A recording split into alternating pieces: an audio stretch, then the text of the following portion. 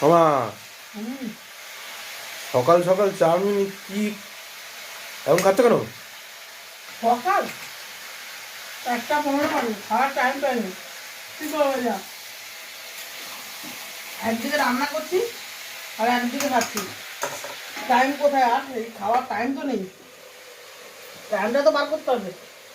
কত কি রান্না করব? বেগুন আলু দিয়ে এই যে মাছ, ডিম ভরা ট্যাংরা মাছ, চিংড়ি দিয়ে পটলের বাটা,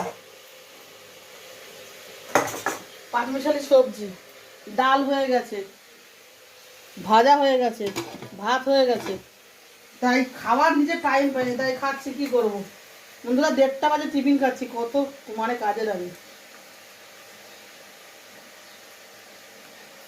আর কখন খাবো বলো?